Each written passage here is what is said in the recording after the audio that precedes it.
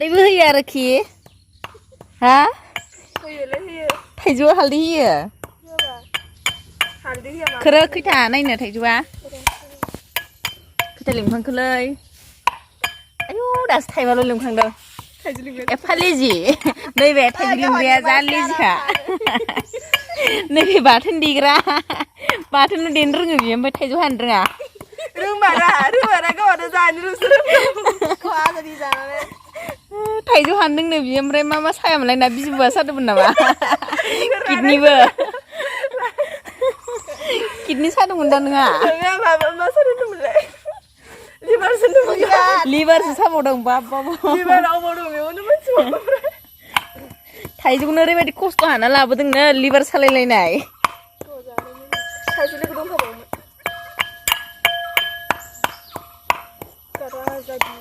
न'आवल' बिसोरनि बासन बाथियाल' दानो सिनायबो गैया जानो माबे सिनायबो गैया जानायावनो गोबा मा होनदों जानायाव मावबाय दा सिनायानो ओंखारा सुनायाव जायो दे दैखरावल' गालाङो गैया मिथिया जाबाय खाबाय मा देखो आयंदां आंनोबो नुदों बे गैया जाखांलाय लांबाय अबे नैबे थाइजौ हुख'नो बिराद गोरों आरोना गोदोनिफ्रायनो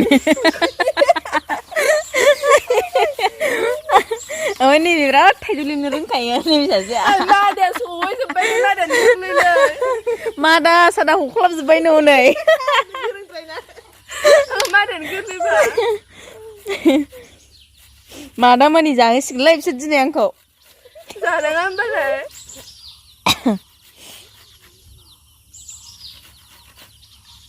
जानायलाय गोदै ना गोखै जोबगोनलै जों जानाय नायबा मानो जाफ्लांबाय थागोन नामा गोदैथार होनदोंमोन दा थाइजौ ओंखामखौ ए गोखैबो गैया जेबो गैया ना ओमफ्राय बे मोनमादा आयंमोननिखौ थाइसे मोनजाय गेसाव जाजोब बिसिना बोसोरफ्रामबो गेसाव एसे गोथाव ओमफ्राय खावसेयानो मादा सादान माखाया अरख्लाबजोब्बाय गोरलैखायनो थांदों आरो ना दे जेबो नङा दे हा जाहानावलाय ओइलाय बैयो दङ ओमफ्राय बै दैखरथिंजाय दङ अयथासार गोखै होफानो थाइसे थाइनै होफाजागोन र'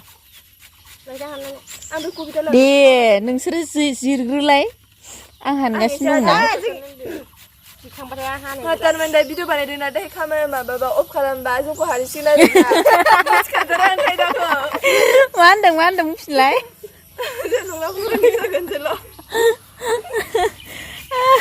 केमेरा अफ खालामबा गावसोरखौसो हानोगोन होननानै बुंलायबावदों नुवाखै नङा बिनानै बा दुलिखा आलासियानो लिंहरबाबो जोंखौसो ओंखाम संहैयो संनासो जानांगौ दा आलासियालाय मावै दाङैसो जानांगौ होमबासो ओंखामखौ बुरजा जानो हालांगोन दा जों बुरजा जानो थाखायना नङाबा ओंखामखौनो जानो हानो ना माथो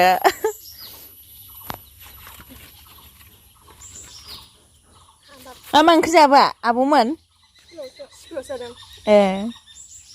बिथांमोना स्कुलाव गुन उत्सब होनानै फैदों आरोना ओरैबायदि खस्थ' फरायनानै गथ'फ्रा थाइजौ जानो लुबैनायखाय फैबाय आरो जाहानाव होजागोन दा हाख्लाबलाय माबायदि जानाय नायनो बे गेसाव आन्थाखौ गारब्रा गेसावनो हाख्लाबा थांफोन इलाय दङ दा एसे जायो दे जेबो नङा माबा सोबदों इयो एम्फौ सोबनाय टिउसन लाग्राफोरा दा बायदियाव फैखायोना एसे लेट फैयो माबा दा खैथा जाखो 4टा दा बायदियाव फैयो मालाबा देरि खालामना फैयो जाखांबा फैयोबा मुलि जाखांनानै 6:30 खालामो र' फैथोंसिगोन एदावो नोंसोरो एदावा ओमफ्राय माबा मोनसे मोनलाय आरो खिजाया सोर मोनलाय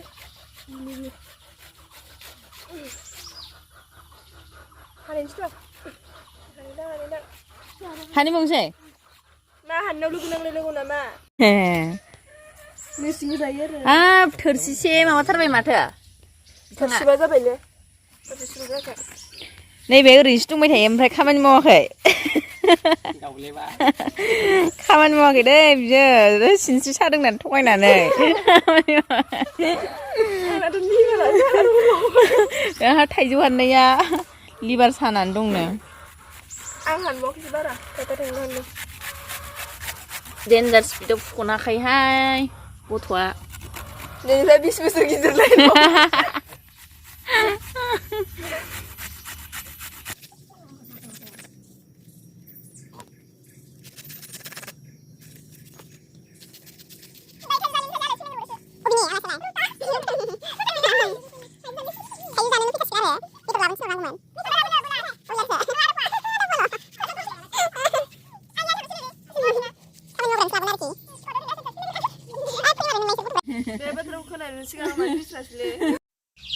हेलौ लोगोफोर नोंथांमोनखौ दिनैनि थाइजौ जानाय भिडिअ बयखौबो बरायनाय थाबाय आसा खालामो नोंथांमोना जोबजासिम नायगोन होननानै थाइजौ गोखै गोदै लगायनानै जानो नागिरदों आरोना भिडिअखौ नायनानै नोंथांमोनहाबो जानो लुगैनानै एसेसो खुदै गदबाय बायदोंब्ला कमेन्ट बक्सआव कमेन्ट खालामनानै खिन्थाहरदो आरो लाइक खालामना होबानो जाबाय आरो गोदानै नायनो फैदोंब्ला साबस्क्राइब खालामबानो जाबाय आरोना ना खालामा फुरा लागायजोबबायना थाइजौनि माबाखौ नै बिसोर भिडिअ लाग्रा ओमफ्राय सासे मावि जिरायनानै थानायखौ आं सिबिरानिनो खोन्थाहरनो नागिरदों बेखौ सासे अलसिया होनना बुंनो हागौ आंनि गोजासोदां आं सानदो जाजोबनोसैदां सानदो जाजोबनोसैदां जायो रानबाय आरोना थालिर बिलाइयाव जागौमोनलाय थालिर बिलाइयानो गैयाबा आयै नोंलाय मा जागौमोन ओइ बिनानाव हा मा बावनो जागोन ओमफ्राय ना थालिर बिलाइयाव जागौमोन थालिर बिलाइयाव मोनजायासै थोरसियावसो जानांबाय बेचारा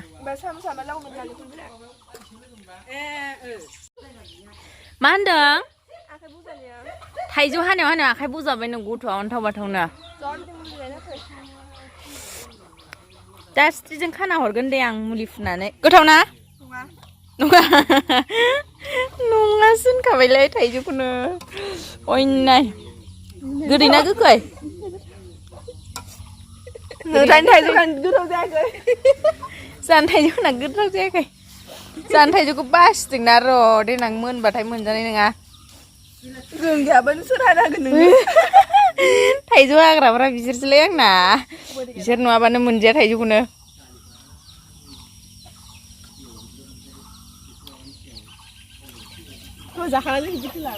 बावबाय थाइजौ जानानै ओमफ्राय बेखिनिखौ गालांबाय आरो आंहा सुनांगौ आरो बिसोरनिखौ नायलाय आसि गाज्रि नै सासेयाव थांबाय साला नुवाखै बेखौ सोर सुबावनांगौ दाना सोर सुबावनांगौ आंखौसो उल्था रायना गालांबाय नुवाखै जासे जानानै रायना गालांबाय बिसोर आंखौ